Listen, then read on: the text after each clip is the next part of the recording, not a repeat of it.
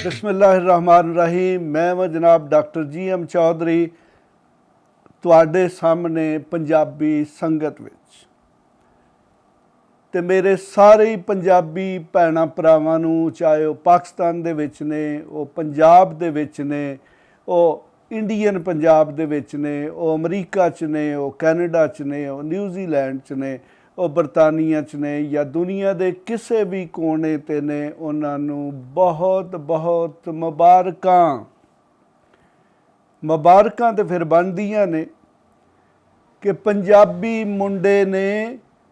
दुनिया दे विच पंजाबियां दी बल्ले बल्ले करा दी। अरशद नदीम दी बल्ले बल्ले, अरशद नदीम दी बल्ले बल्ले, अरशद नदीम दी बल्ले बल्ले। अज ये मियाँ चन्नू दे अवाम नूं एक बहुत वड्डा जिहड़ा है क्रैडिट जांदा है कि उत्थों दे अरशद नदीम ने पूरी दुनिया दे विच मियाँ चन्नू, उस तो बाद पंजाब ते उस तो बाद पाकिस्तान ते उस तो बाद सारी दुनिया दे विच पंजाबियों का नाम रोशन कर दिता है। अरशद नदीम गोल्ड मैडल तो देखो कि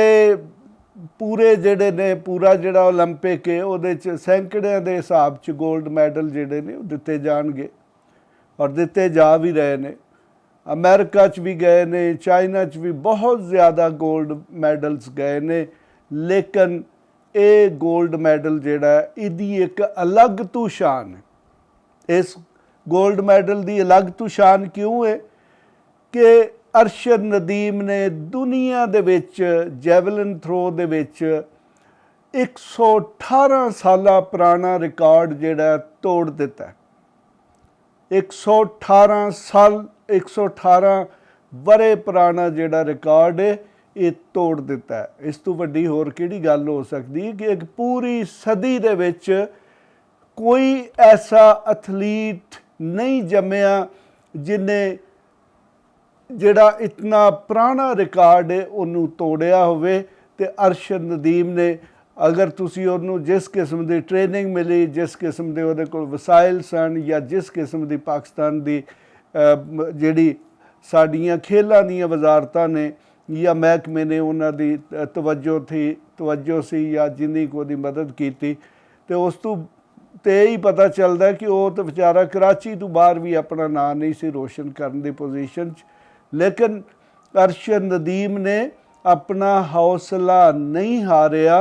ते अपने पिंड का नाम, अपने टाउन का नाम, पंजाबियों का नाम, पाकिस्तान का नाम ते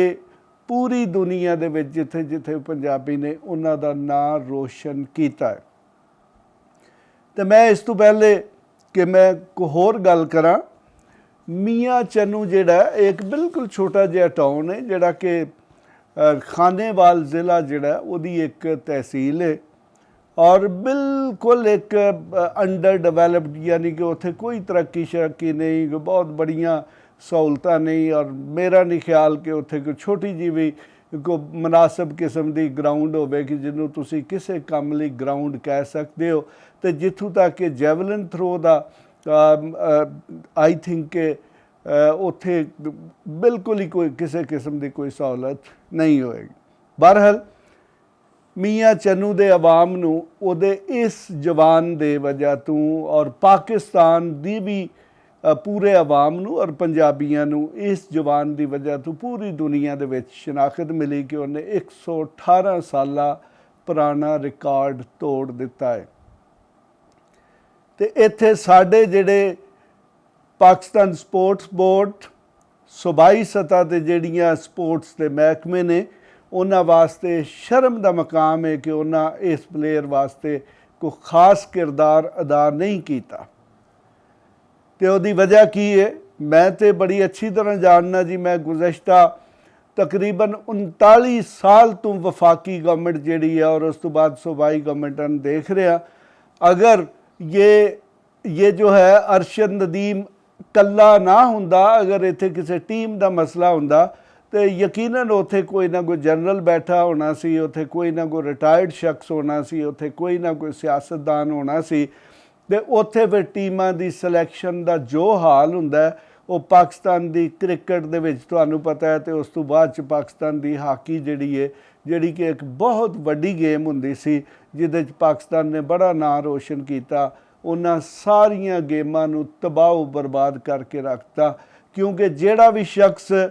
किसी भी फैडरेशन का सरबराह बनता है वो जाली बंदे बाहर भजवाना, अपने रिश्तेदारां नूं प्रमोट करना, यानी कि एक शख्स भी जिहड़ा किसी भी फैडरेशन च ईवन अज दी तारीख च पाकिस्तान स्पोर्ट्स बोर्ड जिहड़ा उत्थे भी ਉਹਦਾ ਜਿਹੜਾ ਡਾਇਰੈਕਟਰ ਜਨਰਲ ਹੈ ਉਹਨੂੰ ਮੈਰਿਟ 'ਤੇ ਨਹੀਂ ਲਾਇਆ ਗਿਆ ਔਰ ਉਹਦਾ ਵੀ ਕੋਈ ਸਪੋਰਟਸ ਨਾਲ ਤਾਲੁਕ ਨਹੀਂ, ਉਹਦਾ ਇੱਕ ਸਿਆਸੀ ਅਸਰ ਰਸੂਖ ਹੈ।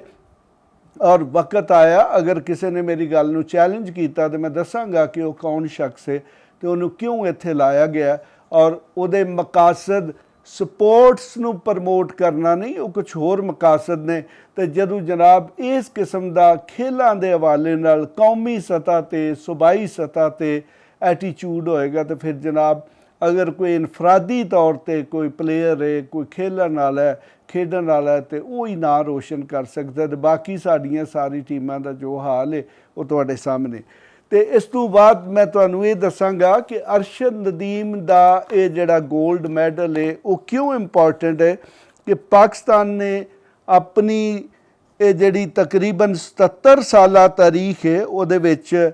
ਸਿਰਫ 4 골ਡ ਮੈਡਲ ਲਏ ਨੇ, ਜਿਨ੍ਹਾਂ 'ਚ ਚੌਥਾ ਜਿਹੜਾ ਹੈ ਅਰਸ਼ਦ ਨਦੀਮ ਦਾ। ਉਸ ਤੋਂ ਬਾਅਦ ਜਨਾਬ 3 सिल्वर ਮੈਡਲ ਲਏ ਨੇ और 4 ਜਿਹੜੇ ਨੇ जनाबे वाला ब्रॉन्ज मेडल यानी कि कांसी का जो तमगा होता है ये लिए। तो इस तरीके से पाकिस्तान ने आज तक तारीख में ये जिहड़ी ओलंपिक्स ने इन्हां दे विच 11 जिहड़े ने तमगे जिहड़े ने वो जिते ने ते उन्हां दे विच अरशद नदीम का जिहड़ा तमगा है वो भी शामिल है। हुण मैं तुहानूं ये भी दसांगा कि किस किस तरीके नाल पाकिस्तान ने मुख्तलिफ औकात दे विच जिहड़े ने मुख्तलिफ तमगे जिते और वो किहड़ियां स्पोर्ट्स सन और उहदे विच सिर्फ 2 बंदे ने जिन्हां ने कोई इंडिविजुअल सतह ते यानी कि अपनी हैसीयत दे विच तमगे जिते। तो इस तो पहले जनाबे अल्लाह सन 1960 दे विच जिहड़े रोम ओलंपिक सन उन्हां दे विच मोहम्मद इकबाल नामी साडे खिलाड़ी सन जिन्हां हैमर थ्रो दे विच ਜਿਹੜਾ ਮੈਡਲ ਲਿਆ। ਉਸ ਤੋਂ ਬਾਅਦ ਜਨਾਬੇ ਅੱਲਾ ਇੱਕ ਮੁਹੰਮਦ ਬਸ਼ੀਰ ਸਨ ਜਿਨ੍ਹਾਂ ਨੇ ਮੈਨਸ ਫਰੀ ਸਟਾਈਲ ਜਿਹੜਾ ਵੈਲਟਰ ਵੇਟ ਜੋ ਹੈ ਉਹਦੇ ਵਿੱਚ 1960 'ਚ 3rd ਪੋਜੀਸ਼ਨ ਹਾਸਲ ਕੀਤੀ। ਉਸ ਤੋਂ ਬਾਅਦ ਤਲਾ ਤਾਲਬ ਹੈ, ਉਹਨਾਂ ਵੀ ਜਨਾਬ ਵੇਟ ਲਿਫਟਿੰਗ ਦੇ ਵਿੱਚ 2020 ਦੇ ਵਿੱਚ ਟੋਕੀਓ ਓਲੰਪਿਕਸ ਦੇ ਵਿੱਚ 5ਵੀਂ ਪੋਜੀਸ਼ਨ ਲਈ। ਉਸ ਤੋਂ ਬਾਅਦ ਜਨਾਬ ਅਰਸ਼ਦ ਨਦੀਮ ਨੇ इन्हां जनाब टोक्यो ओलंपिक दे विच 5th पोजीशन लई और उस तो बाद भी फिर अरशद नदीम का ही नां आउंदा 2024 दे विच कि इन्हां पैरिस ओलंपिक्स दे विच 1st पोजीशन लई है। और सब तो वड्डी इन्हां जनाब पोजीशन की खूबी ये वे कि इन्हां 92.97 मीटर जो है वो जेवलिन को फेंक कर दुनिया की तारीख का जो 118 साला रिकॉर्ड है उसको तोड़ा है। तो इसके साथ साथ जी मैं आपको ये बताऊंगा कि और हमारे जो मुख्तलिफ़ किस्म के खिलाड़ी हैं या मुख्तलिफ़ जो लोग हैं उनने किन किन गेम्स में अवार्ड्स लिए हैं। तो उसमें जनाबे अला ये 1956 में जो पाकिस्तान की हॉकी टीम है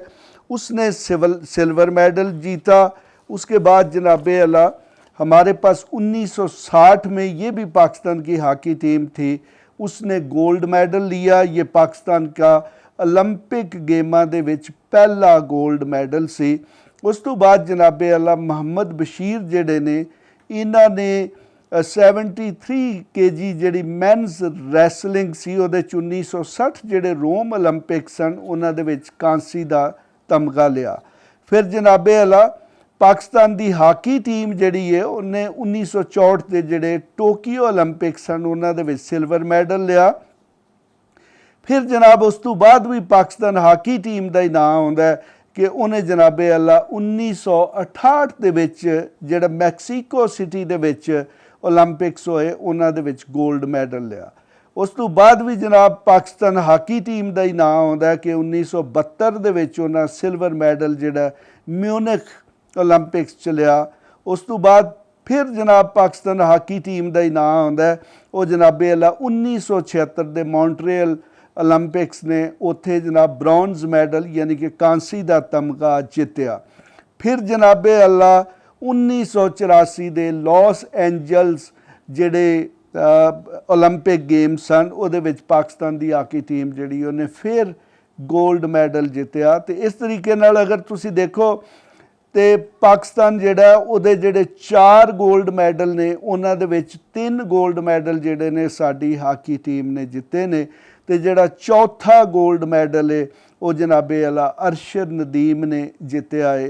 ਪੈਰਿਸ ਓਲੰਪਿਕਸ ਜਿਹੜੇ ਕਿ ਕੱਲ੍ਹ ਰਾਤ ਨੂੰ ਉਹਨਾਂ ਦੁਨੀਆ ਦੀ ਸਭ ਤੋਂ ਵੱਡੀ ਜਿਹੜੀ ਹੈ ਜੈਵਲਿਨ ਥਰੋ ਜਿਹੜੀ ਉਹ ਸੁੱਟੀ ਤੇ ਪੂਰੀ ਦੁਨੀਆ ਦੇ ਵਿੱਚ 118 ਸਾਲਾ ਰਿਕਾਰਡ ਤੋੜ ਦਿੱਤਾ। ਤੇ ਜਨਾਬ ਇਹਦੇ 'ਚ ਇੱਕ ਹੋਰ ਜਿਹੜਾ अपनी ज़ाती हैसियत दे विच वो जनाब 1988 के जो सियोल में होने वाले जो ओलंपिक गेम्स थी उसमें हुसैन शाह था, उन्होंने मेंस का जो मिडल वेट बॉक्सिंग थी उसमें उन्होंने ब्रॉन्ज़ मेडल लिया। और फिर 1992 में बार्सिलोना स्पेन में पाकिस्तान की जो हॉकी टीम है उसने कांसी का तमगा लिया। तो जनाब ये जो मैंने आपको तफसीलात जिहड़ियां मैं दसियां ने अगर इन्हां तो तुसी देखोगे तो ये वो दौर है जदों पाकिस्तान हाकी टीम जिहड़ी है उहदी सिलैक्शन मैरिट ते हुंदी सी, उहदे उत्ते रूहे रवां जिन्ने लोग सन वो मैरिट ते फैसले करते सन। लेकिन उस तो बाद पाकिस्तान हाकी टीम जिहड़ी है उहदे विच भी सिफारिशां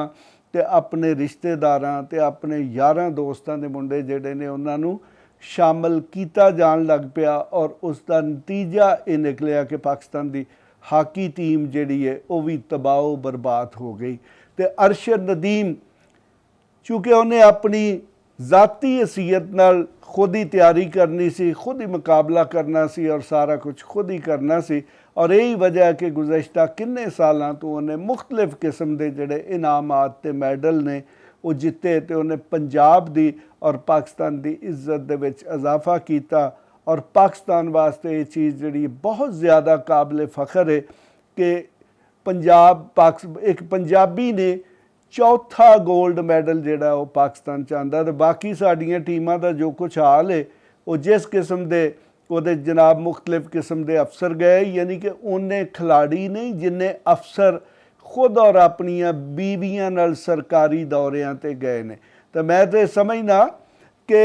जो ओलंपिक कमेटी है उन्होंने चाहिए कि एक ऐसी गेम भी रख देन कि जिहदे विच जिहड़े खिलाड़ियां दे नाल छोटे मुल्कां तो खास तौर पर साडे जैसे मुल्कां तो जिथे कोई मैरिट ते सिलैक्शन नहीं होंदी तो उत्थे जिहड़े मुख्तलिफ आला किस्म के अहदेदार अपनिया बीवियां नाल आउंदे ने ते उन्हां वास्ते भी एक ओलंपिक दा कोई जिहड़ी है खेल है वो रख देन तो शायद उहदे च भी पाकिस्तान हो सकता है कि कोई अवार्ड जिहड़ा वो जित लै। तो जनाब ये पाकिस्तान की तारीख दे विच बड़ा वड्डा वाक़या है। मैं फिर ये कहांगा कि अरशद नदीम दी बल्ले बल्ले, अरशद नदीम दी बल्ले बल्ले ते सारे पंजाबियां नूं वो जिथे भी ने वो पाकिस्तान दे विच ने, वो इंडिया च ने, वो कैनेडा च ने, वो अमरीका च ने, वो न्यूजीलैंड च ने, वो बरतानिया च ने, उन्हां सारियां नूं बड़ियां बड़ियां मुबारकां। तुसीं मेरे चैनल नूं सबसक्राइब कर लो, यकीनन मैं मज़ीद भी तुहाडे लई अच्छे अच्छे प्रोग्राम लैके आवांगा। इस दे नाल ही खुदा हाफिज़। इस तरह दियां होर वीडियोस लई इस चैनल नूं सबसक्राइब करो अते जेकर तुहाडे कोई सवाल हन तां सानू कमेंट विच पुछो अते इस वीडियो नूं अपने दोस्तां अते यारां नाल शेयर करो।